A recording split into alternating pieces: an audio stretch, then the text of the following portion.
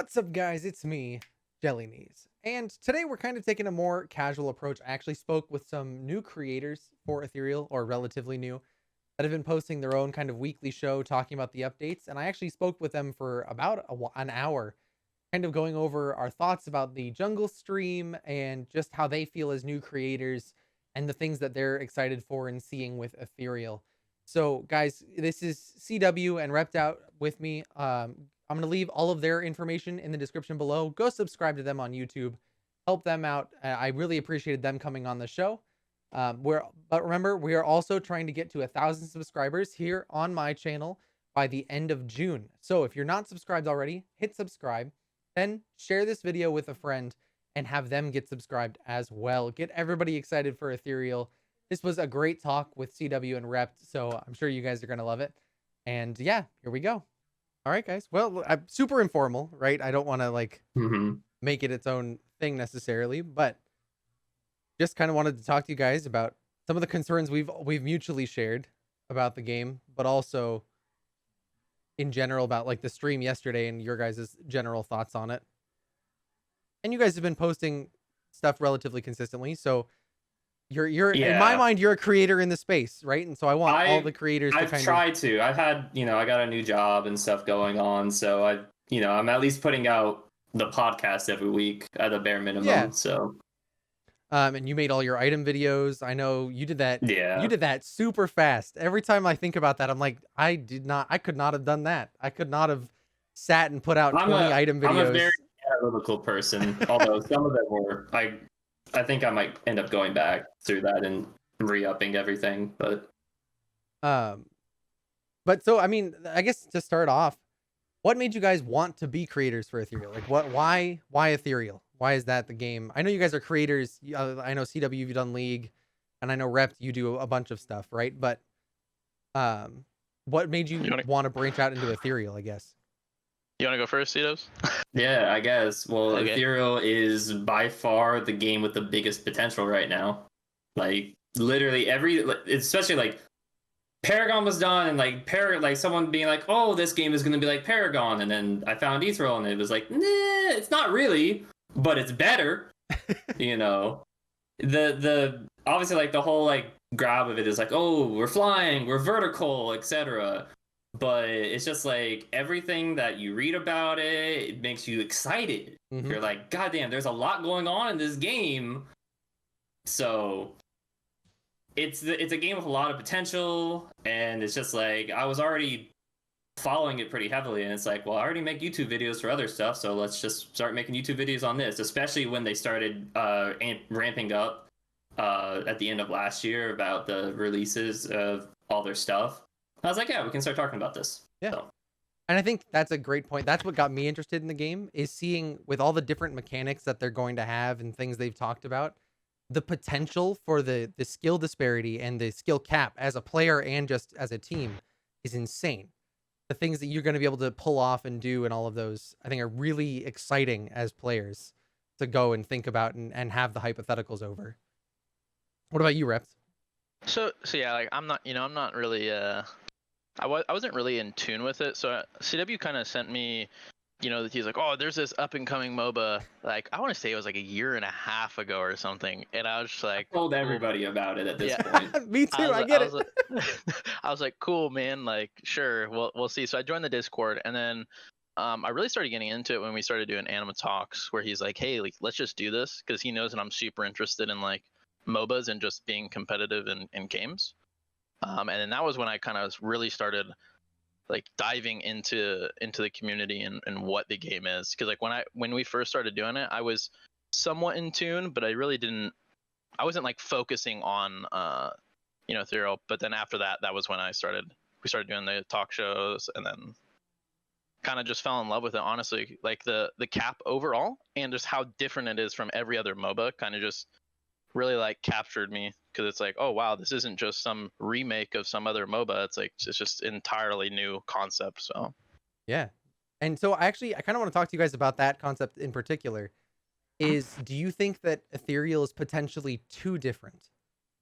Do you think it's potentially going to be so many new concepts to the genre that it's going to turn away more players than it brings in? I don't think so. Because like the biggest thing is like we're vertical and we're flying myths. I feel like that's not like terror, like that's different, but I feel like it's something that you can grasp your head around, like, oh, we're in a 3D environment and we have verticality in the game, okay.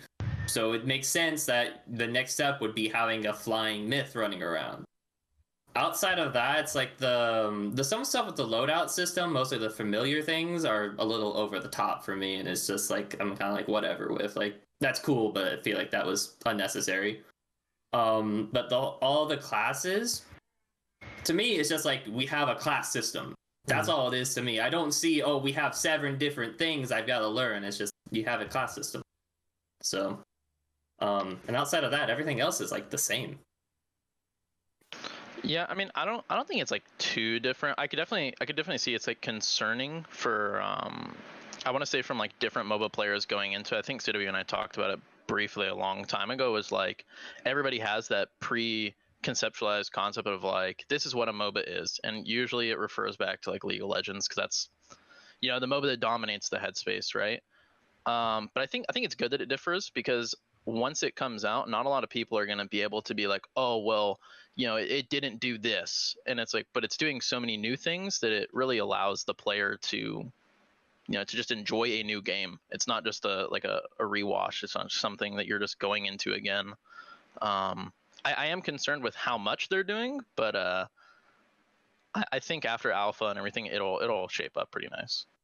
I think the cool thing for some of us that are like play the alpha and then going forward is we'll be introduced to a lot of these mechanics gradually as the development goes on.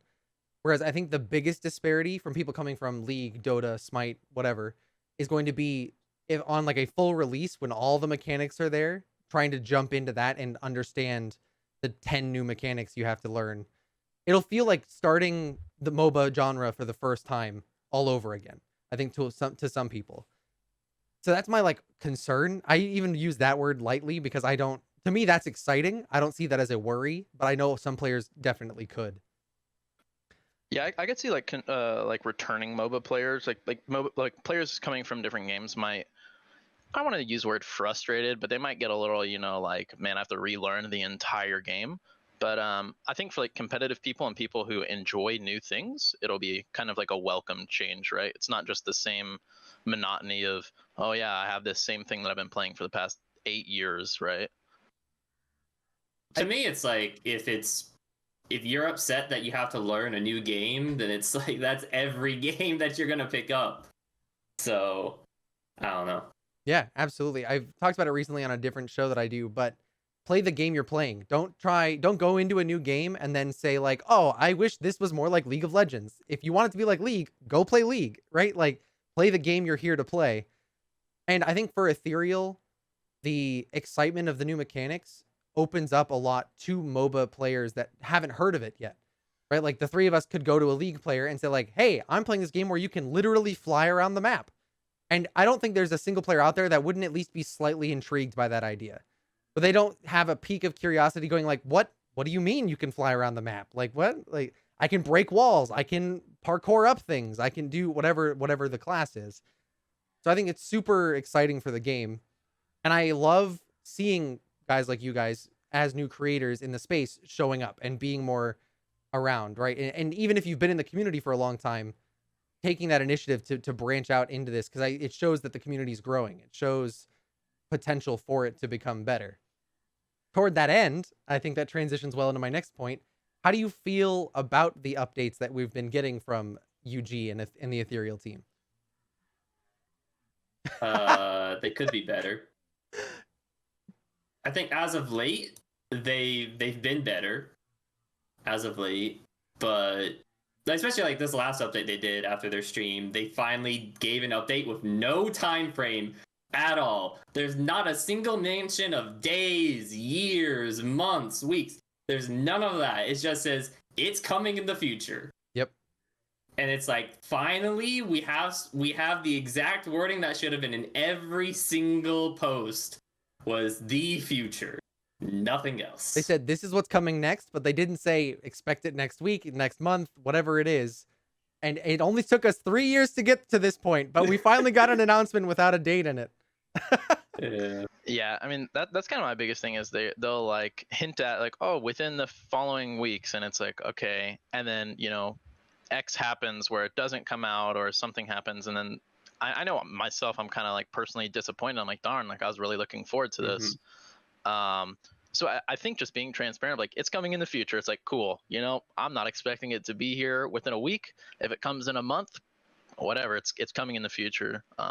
That's kind of been my only grievance is like just the random time frames and then actually delivering on said time frames. Yeah, I know for me personally, I don't mind the delay so much because I want the game to be good. I'd rather the game survive and be delayed than come out now and then just be dead in a year. But the transparency is the important thing of not getting a date and then missing it 8 times in a row is a big thing. Missing it and then not saying anything about it and just brushing it off and being like, here's this other thing to keep you happy for a bit. The other thing's cool, but it's not what you originally promised. Yep, exactly. So which they've been getting better. They've been getting better. Yeah, absolutely. And I'm glad that they have been. We still have room to go. Like, we're not done, UG. Please don't stop growing, please. But I loved that I came out with my video on Thursday and I looked at your anima talks and you made the exact same points that I did in my video. I was like, thank you. I'm not crazy. I'm not sitting here the only person who thinks these things, right? Like, it was cool to see another person be public about it and speak out about that kind of stuff. Felt really solid in my belief right there, to be sure. You're like, yes. Little bit. I was nervous putting out that video. So seeing your anima talks, and I was like, thank God. Okay, I'm justified. Cool. We're good. And we talked about it a little bit. What do you guys wish to see more from them as creators in terms of supporting you as creators or just information for you as creators and also as players? I would personally like my creator role on Discord because I still don't have that. So, and then we could probably maybe shoe and rep there, even though you don't have a video yet out, buddy, on Ethereal still.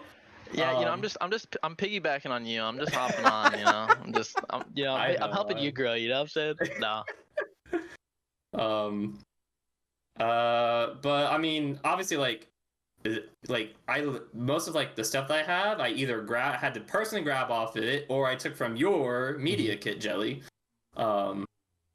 which is just silly. Like that I have to, that like there's not a dedicated, like I get like at the start, but at least at this point, have just a folder that anybody can download that just has everything on there, so that way I don't have to, or whoever else doesn't have to sit there and download every individual thing.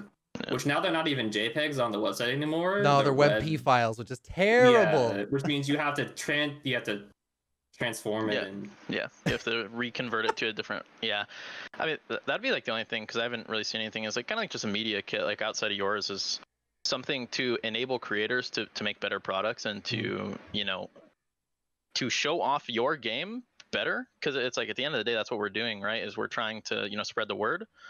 If you make it easier for creators to create content, they're going to create more content. Like, it's just a natural progression of that. If it's going to take me 3 hours to get all the images and do all the things, I'm way less incentivized to make a video afterwards than anything else, or to even try to start the process in the first place. That's kind of why I made my media kit. And I don't know that UG knows about that, so they do now. Is that, I made my media kit, and because I wanted to have more creators out there, like make it as easy as possible. I've done all that work. Why should I make somebody else have to go through that as well, if I can just make it as easy as possible? So if you guys need content, hit me up. I have a media kit that I put out there somewhere. I have to look where it is now. But I have that. If you need it, let me know. Hit me up in Discord. So, Jungle Stream. Did you guys watch it? Yes. Rep, you watched it, right? Yeah, no, I did. Yeah, I did. Checking. I'm pretty excited about it. I was excited about it, so I definitely watched it. So, Reps, you're a jungle main, right? As well? Yeah. Okay. At the moment, he's a jungle main. At the moment, true. At the moment. No. I'm a jungle main, 100%. I think, production aside, I think that the jungle itself was really interesting, and they had a lot of good ideas in there, and it looked really clean for the most part, aside from like bugs and things like that. What were your guys' general thoughts on it, on the whole jungle aspect of it? I thought the buffs would be different than what they were. At least like the green buff, we I guess that, right? I guess that was gonna be a shield. But I thought red buff was gonna be, I didn't know what it was gonna be. I knew it was gonna be AD focused, but I didn't think it would be so similar to what like red buff is from League. And it's just like I thought the buffs would be more unique. Yeah. Per se. So I mean, I'm completely fine with them being similar to like I yes. mean, I'm fine with it. I just thought it was gonna be different. Yeah, I mean, I'm actually kind of happy they're kind of similar because it's less of kind of something that I have to learn, which I'm cool with. Cause like I'll already be learning like the actual mechanics and macro focus of the game. So like, yeah, if the buffs are similar, it's like cool. Buffs are similar, whatever. No, I think the jungle is like super unique and interesting. I'm glad that I actually have information on, like what the jungle is now and kind of what they look like, what the camps look like. Obviously, they could change at any time, but I'm the thing that I was most hyped about was the fire wyvern. Like that was absolutely, it looked beautiful. Like obviously they have to hopefully make it a little brighter in there, but other than that, like I think it's right now it's in a really good spot. Obviously, hopefully it'll grow, but I think it's really nice. So for that specifically, for the lighting in the Wyvern Cave, I did get confirmation from UG Owen that he broke the lighting a couple days ago and they just hadn't fixed it prior to that live stream. Okay. So it will look better. It just was broken at that moment. But I think that's an interesting point. The Wyverns, what do you think about their buff being permanent then after the third and there's being no more Wyverns after that? It's interesting. It's similar to how in League of Legends, like your team can take all the 4 elemental drakes, but then if you let the enemy take the elder drake, you're screwed. Have fun like dealing with a 20% execute now. Good luck. It's kind of like that. So I actually kind of like it because I think it's going to incentivize like prioritization of the wyverns. Where kind of one of my concerns was like the pace of the game might be a little slow. So I think it'll force those like early trades, right? Because nobody wants to give up a permanent buff for like the entirety of the game. I mean, I wouldn't as a jungler, right? Like objective wise. So I mean, I'm perfectly fine with it. I don't. Obviously, we have to wait for like actual game state play, but I think it's. I mean, but you don't have to have control of the dragons if you only need to get the last one. Yeah, you only need the third. That's the caveat to it. Like the other two get you the other buffs, the other stat buffs, but you only need the last one to get the dragon, like the dragon active buff. So that's. I mean, for the wyverns, they said the buffs themselves. So when you kill the first two, you get a standard buff. For the fire, it's the dot damage. For the ice, it's the slow on basics and abilities. On the third, you get that ability plus the extra damage and magic resistant armor. So you're basically getting 2 effects permanently instead of just 1. And if you have both of the wyverns, that effect is doubled. That's insane. Giving 6 people on your team a 30% slow over 2 seconds, even decaying, that's nuts. Any type of movement speed decrease is always going to be super strong. Like you see it in League of Legends, where literally movement speed is always king. Anytime movement speed kind of gets out of hand, and we kind of went through a meta where that was the case, and is still kind of the case. Where phase rush is being taken on almost everybody, where the chem tank is being taken, so you can run people down. And now we've got it where it pretty much like there's every enchanter in the game now is running Shurelias because it gives your team move speed, and all the junglers were everybody that could run fast, and it's just like movement speed is king. Yep. At the end of the day. So my concern is we're essentially giving everybody on a team Rylai's Crystal Scepter. Yeah. That's dangerous. That's a horrifying thing to think about, that anybody for basic or an ability can just slow you at will. And applying that permanently on top of it.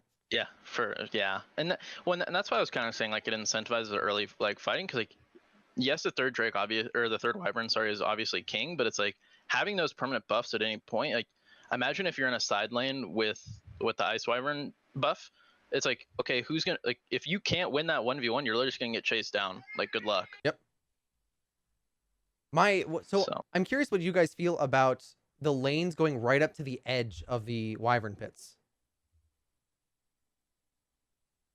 I think I need to see actual gameplay before I make like a decision on that.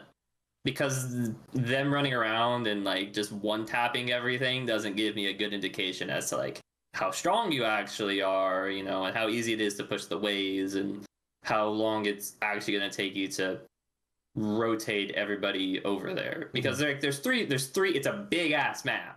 So, you know, it doesn't matter if you can see them, if you can see that the enemy's doing the Wyvern, if you're the only one there. So yeah, that would be my biggest thing, is like, how long will it take to rotate, you know, from the other side of the map to the Drake? I think it's actually like super nice. I mean, I don't like the closeness of the proximity. Obviously, you have to see gameplay, because like it will be kind of unfair. That's like, cool, you have all of this vision around the map and you just like, oh hey, I could see it, nice. But I also think that doesn't matter, because you're not going to contest it, you know, 1v6 or 2v6 or whatever, right? I mean, hopefully you're not. Yeah, absolutely. I think my biggest concern is that it's going to be, I can just reference over, look over, oh, they're not on it. Okay, I can just push my lane. It doesn't cost me anything to go check it. Like in League, you have to at least walk up and drop a ward, or you have to leave your lane temporarily to go check the dragon to see if they're on it, or know what the rotations are looking like. This is literally, I just turn my screen to the left and, oh, I can see they're not on it. I'm good to go. And it's, to me, it's going to incentivize the moment you kill your enemy laner, that's the time you go get Wyvern. Every single time. If it's up, you go get it. Because that's your best opportunity to do so. Yeah, I could see that. I kind of can share your little, like, there's no cost for it, like, to see it. Like, where in Dota you have to run, like, you have to run through the jungle or whatever, and there's always opportunities of like, oh hey, you can get picked here, where here it's like, cool, yeah, they're just not on it, boys. Like, yep. So I share that. As a jungle man, I feel you. I mean, but then the thing is, like, with that way of playing the game, you just bring more people to make it safer to do it. Yeah, that's how I see it. So I mean, like, it just changes how you play the game. Yeah, I get solo queue is gonna be pain in the butt, but you know. Okay, good luck. Hey, it's hard enough getting 4 other people. Should get 5 more people in this. Nah. I see what you're saying. It's gonna be more like team oriented and rely on, you know, rotations, which I think is awesome, because it's not just like a slam your face into it. Like, if you're ahead, cool. It's like, no, somebody, like, even if you're a little bit behind, if you out rotate or out macro your like the opposing team, it's like, you know, you'll most likely win a 6v5 or a 6v4 or whatever, right? So yeah. And are you guys worried about deathballing at all? That you're just gonna see 5 people roaming the map and just mowing, especially with how powerful the Wyverns are? Not at the moment. I'm not. Because we can't have 6 Leias running around, just flying around everywhere at Mach 5 to get everywhere. And so because of that, I feel like at the moment, we're not going to see it, because in my head, I think it's going to take too long to have everybody rotate around. I think you're going to lose out on too many resources doing that. Yeah, but in the future, when we have 6 Sky Slayers, maybe that's the problem. Yeah, that's what I was gonna say. Is like, at the beginning, no.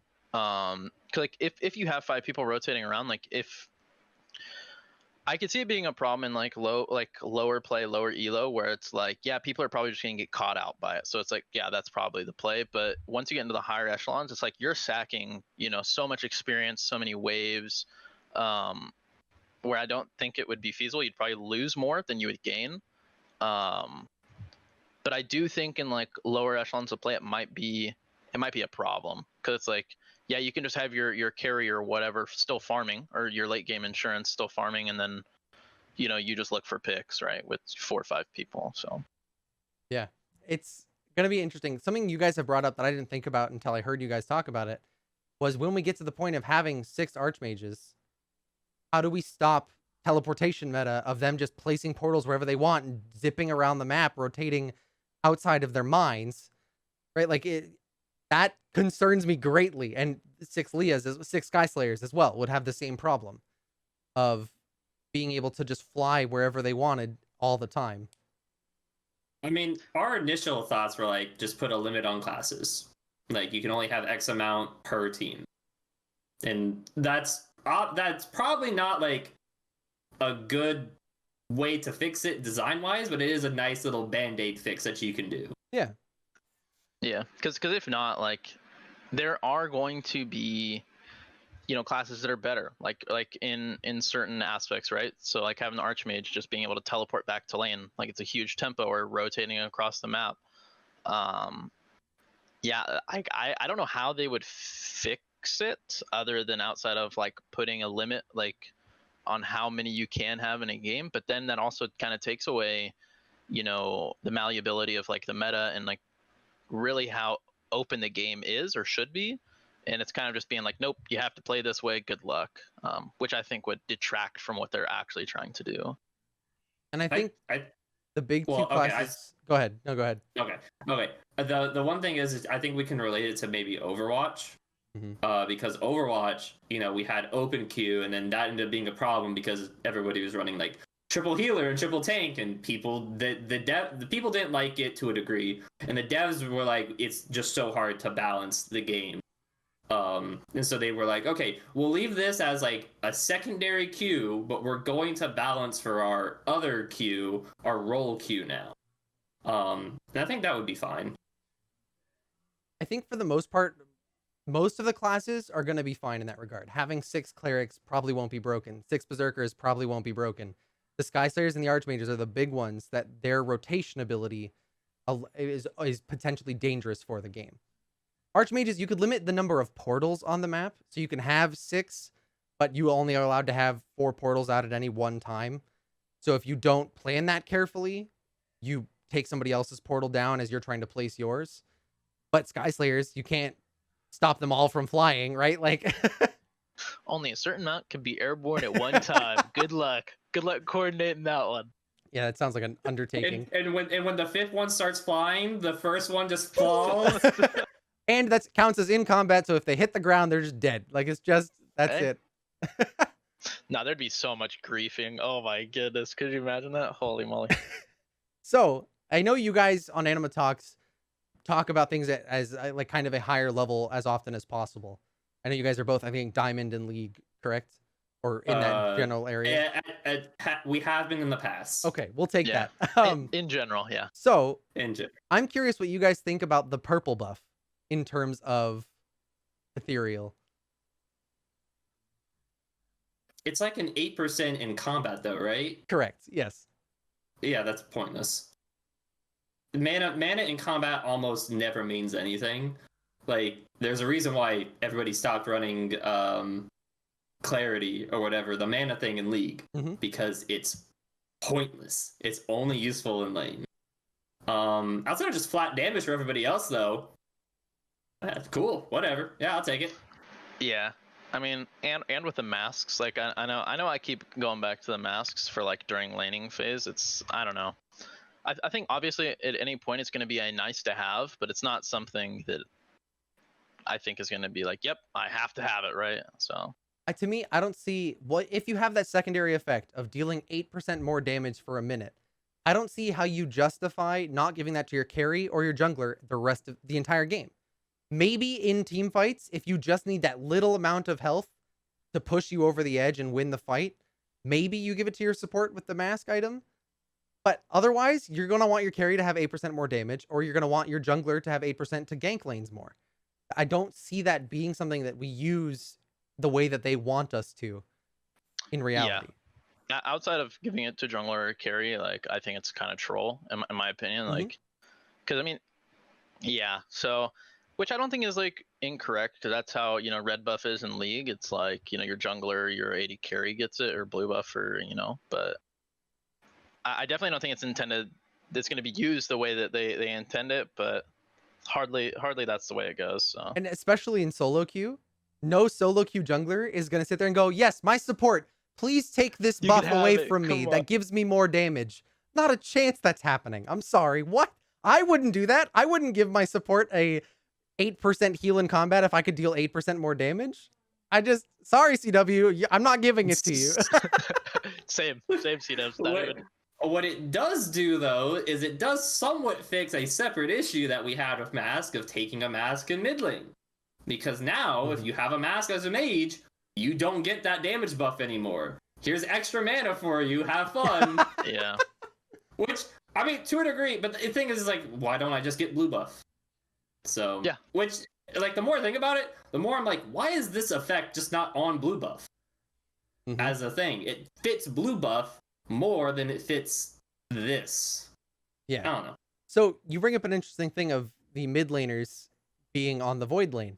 Do you guys think, UG has said many times that they think the duo lane is void lane, and that you'll see mid lane on ice or fire, and then the off lane on the other, whichever one the mid lane or the archmages aren't. I don't see that in the slightest. It depends on a lot of factors, I think. Depends on, like, how fast are we pushing the wave? Like, is the duo lane pushing the wave so fast they can go and take a couple camps? How many camps are in the void lane then? You know, how long is it going to take to rotate from lane to lane? You know, and then how effective is just like dropping down from a side lane into mid lane to then push, and then if we're playing as a mage, then we could just TP back up to our side lane instead of having a back. Is that strategy going to be effective, etc., etc., etc.? Yeah. I think like how fast you can push and the camps in relation, because like if there are more camps in relation and they're easily accessible, it would make sense to have, like, you know, your duo lane there, because then you could coordinate invades, you can coordinate so many things with your junglers, whatever. But then it also goes to like the side lanes of, you know, how beneficial it'll have for your solos to be in there, right? Versus the traditional, you know, you have your carry support in bot lane, etc. So once I think it'll be like an ever shifting meta, honestly. I think it depends a lot on rotation times from void lane to the others, because if rotations suck from void to one of the other lanes, and those wyverns being as important as we think they will be, there's no chance duo lane sits in the void lane. They're going to pick whichever wyvern is more beneficial to their comp, and that's the lane they're going to go in 85% of the time. Really, unless there's some specific reason not to. And that's something we didn't see, is the actual movement from void lane to the other lanes. They've mentioned in the past having cannons to do that, but we didn't see those. We don't know what the obelisk does, despite my best efforts. And they mentioned these troll camps having something to do with rotations, but we have no idea what that is at all. So I don't know. I think their justification for duo lane being in the void is that purple buff. And if purple buff sucks, that's kind of, you lose your justification a little bit there, because it's a dangerous lane for them. With two junglers, turning the duo lane consistently into a 4v2 in the middle of the map is just super detrimental to them. Yeah, I'd be heavily tilted if I was 80 carry support and like it's just a 4v2 every, because I mean it should be the easiest gankable lane, right? Like if so, I don't understand why you would put that, because getting 2 kills, right, via getting 1 kill is like, obviously it's better to get 2, and it's just less safe for like scaling champions, where usually control mages would be seen in that mid lane because they have the range, they have the, you know, the more safety, I would say. Yeah, absolutely. So that's my biggest concern. If Reps and I were coordinated enough, right, and we're playing double jungle, then he and I just coordinate and show up mid lane 4v2. We don't lose that fight. No matter how, even if we don't get the kills, we don't lose. Right there, we force them out of lane. We go get a Tropos, or we rotate to a Wyvern and turn that lane into a 4v2. Right, like it's really easy to snowball that out of control with 2 junglers, and that's probably my biggest concern for the game, is that double jungle, being able to turn any lane to a 2-person deficit because your jungler is coordinated is dangerous for the health. Well, I mean, even not even like doing the 4v2 kind of type thing is like the ability to have, I don't want to, because like in League of Legends or any other game, there's like gank junglers than there are farming junglers, right? So like your ability to draft a a more gank-oriented jungler, and then your ability to farm or draft a farm jungler also opens it up. So you could have one jungler kind of just, I don't want to say AFK farming, but essentially AFK farming, and then your other jungler just getting the camps that your other jungler's not getting, and then just spam ganking. That's also a concern of mine. I don't see that being an issue though. Boy, just you wait. Hey, I'm telling you right now, we're going back to the gank meta where it's like. I agree, though. I think that's potentially a huge problem, and even the next evolution of that is: are you guys worried about funneling strats being a thing in the jungle? Oh no, I've joked that we're gonna have 3 funnel lanes going on.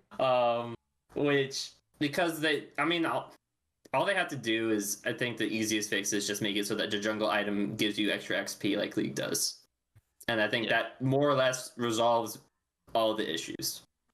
Yeah, do what League did, where it gives you less gold in lanes until a certain minute mark or whatever, and then less experience or whatever, and just to incentivize clearing your camps rather than, just drafting supports and then just having your Master Yi or whatever go to farm. Like Hamed and Malaya just getting all of the farm in the game and then just one-shotting everybody. Well, so that's my thought process actually, is that basically once we get a second cleric in the game, you have the cleric act as a support for your jungler, and they collect all 18 camps themselves. So even that jungle item fixes part of the problem, but they can still funnel all the camps into one myth instead of splitting it amongst 2, basically. Yeah, but then the cleric's not getting XP, and how long is it going to take for Malaya to actually go and get all those camps versus what the enemy junglers are doing?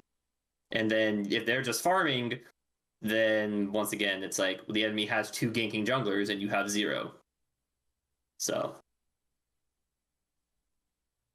And do you guys think that there's the potential in Ethereal, with as complicated as it's going to be, there's the potential for multiple orientation of comps to exist? So essentially, you have the 2 ganking junglers, and then you have the support with their jungler running around instead as a different version, but both are potentially viable.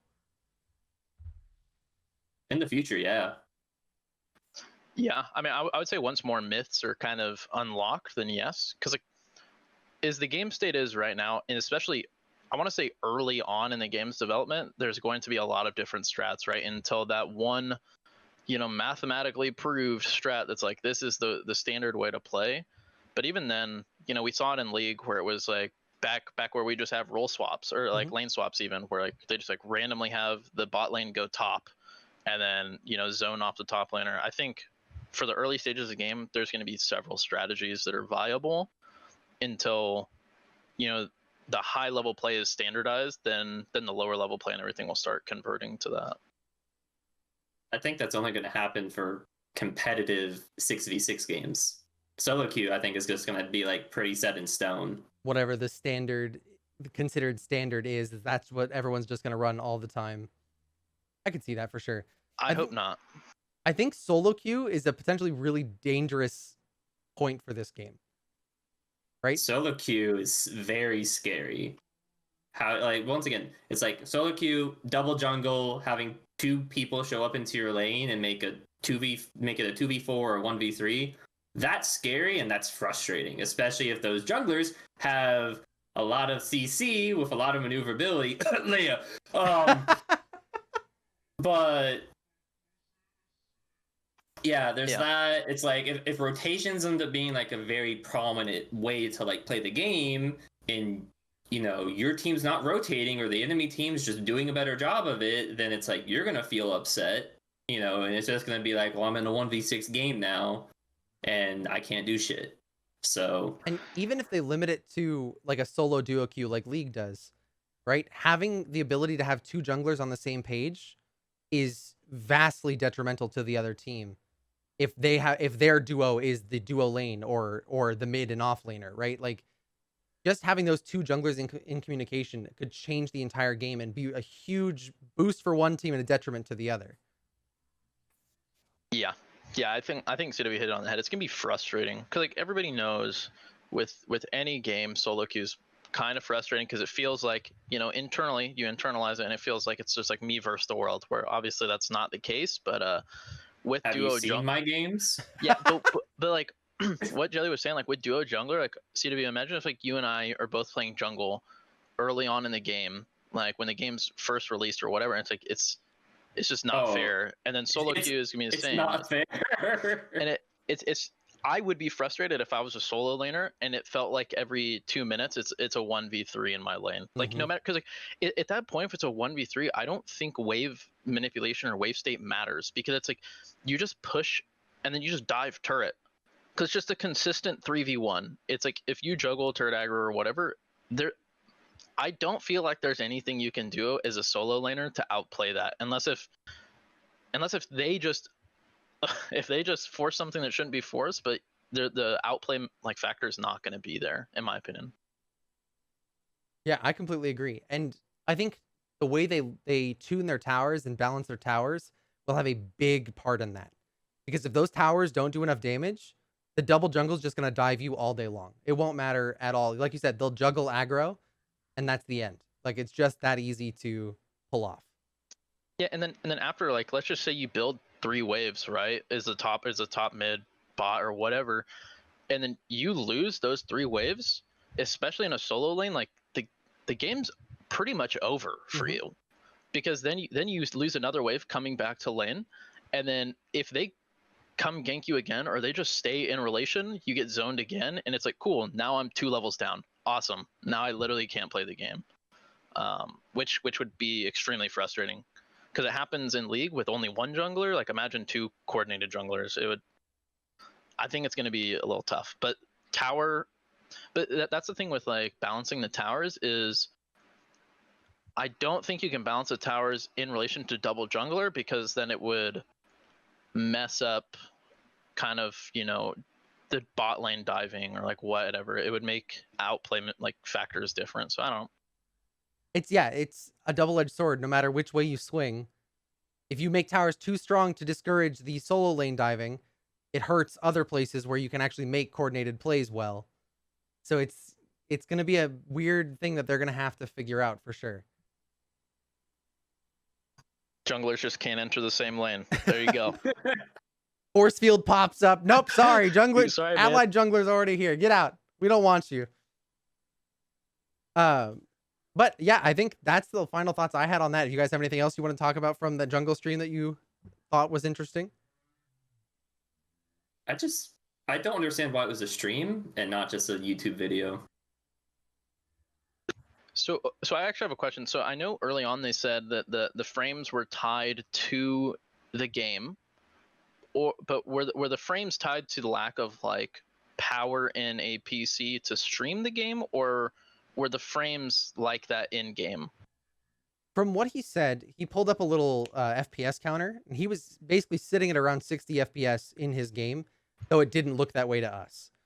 So assuming that counter is accurate, he had good frames. It was streaming it that was the problem. Okay. But it was also being double streamed. From what I can figure out, Skifter was streaming it on Discord to the producer who was streaming it to Twitch. So it was essentially getting double compressed in the meantime. And that just amplified the problem. So yeah, let's not do that in the future if we can avoid it. Yeah. Well, but like the whole point of streaming is to have interaction with your audience. How, like, I didn't watch it live, I watched it back, but watching it back, there wasn't a whole lot of Q&A or talking to the stream or anything.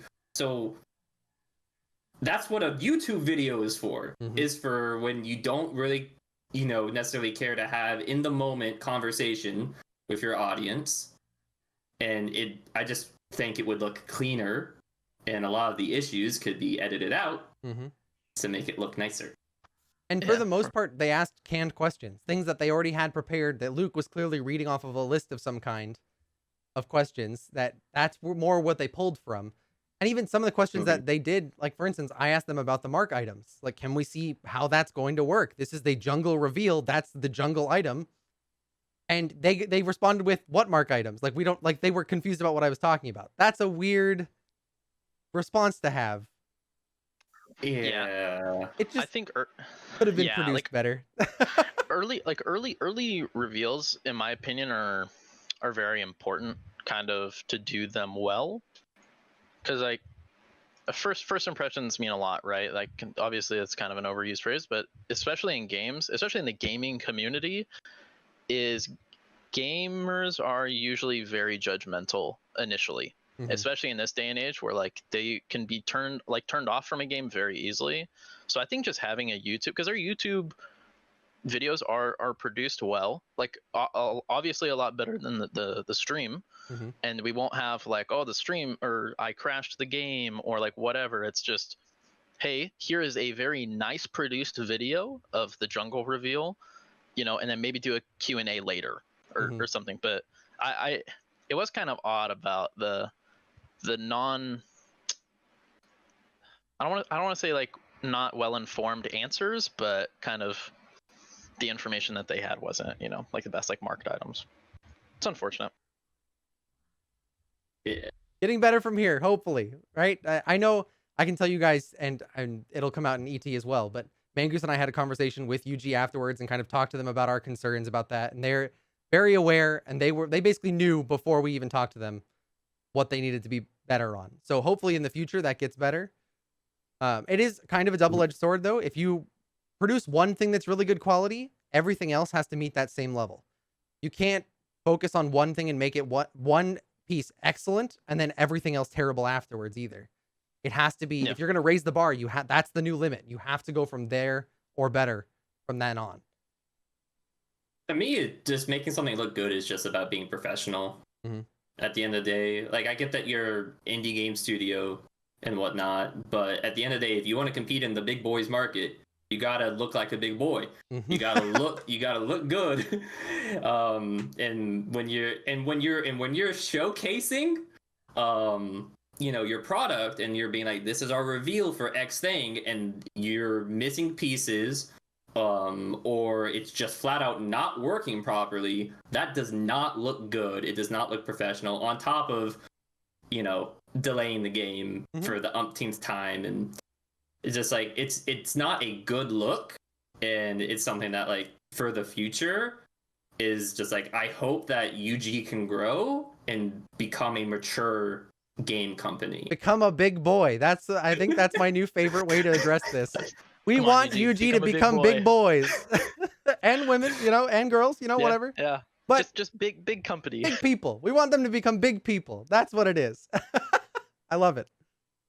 I think it's super good though that they're taking feedback from, especially like you two, and they are understanding that they need to do better in certain aspects, because a lot of companies, they'll just be like, nah, like what we're doing is what we're gonna do.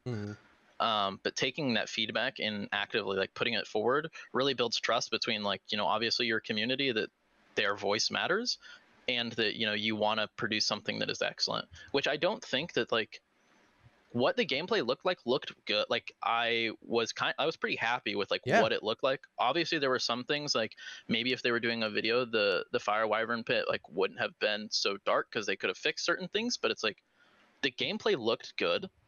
It's just, I want to say the production is what kind of faltered, which is a super easy fix. It's just, I completely agree. The gameplay is very low on my list of concerns out of that stream. The production's almost all of it. Yeah, which is a good thing to have. It's like, if I'm like, yeah, the gameplay looks really good, but your production just looks bad. It's like, okay, cool. So the game looks good though. Okay, nice. So when we play it, we won't just be like, oh wow. So absolutely. All right, guys. Well, I appreciate you going through some of this with me. I appreciate your guys' time. Do you guys have anything you want to plug for yourselves? Catch me on Twitch. No one watches me. I play Pike. I wreck face. I don't know that I'd advertise that you play Pike. I'm pretty sure that's the opposite of what people want to see. True. You're toxic. My Pike is nasty though. You literally just R people from half their health. Good job. Yep. No.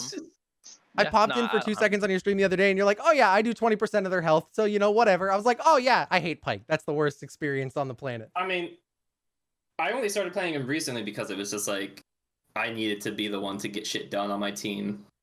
Yep. So that, and I was playing on an alt and having fun, and that alt is now higher than the main. for reasons. I don't know. You I look feel you ya. look at you look at you can look at the two accounts and you can see where the problem generally lies. But But yeah, no, Alright. Jelly, I appreciate you reaching out, man. Honestly, it was fun. I'm glad that we all kind of share the same concerns, and because CW and I were also feeling like, man, are we just kind of like, are we just? Are we I being a little wasn't feeling that out there. Yeah, just- I was. I- I didn't want to. I mean, to me, because I told you, like, the thing is, like, there's a lot of like silent majority, so to Mhm. say, that are in the Discord following the game that have a lot of concerns that we have and other people have, but they don't care to talk in the Discord because not everybody wants to communicate. I don't, but that's because I'm antisocial. But then, like, even the people that are active generally don't want to say bad things about the thing that they love so much. Mhm. So And especially even if you're slightly active, you don't want to be like the one thing people remember you as the negative comment that you made, right? And I think that was really encouraging to me to see on my video that I posted last week. We had like 40 comments of people talking about like their fears and concerns. And I was glad to see that. I was glad to see that this was something now UG has a reference to see the community it's not just one or two people. If 30 people can all comment that they're feeling the same way, there's a huge chunk of your community that's not saying that they feel that same way as well. Right? So I think it's Yep. great to find moments where we can be honest about that as a community and tell them what we want and they can say yes or no, we'll give that to you. Right? Like be very Yeah. clear with each other of what is expected. Which I think is awesome because it's just gonna make the game that we all want to play like just so much better, right? And that's the end of the day why we're all doing this. So yeah, I'm with it. Absolutely. Well, guys, I appreciate your time. I'm going to leave links in the description for both your YouTube channels. So, guys, go get subscribed to them. I appreciate it. I appreciate them coming to have a chat with me. It was super impromptu, but I'm glad it worked out. So, thanks, guys.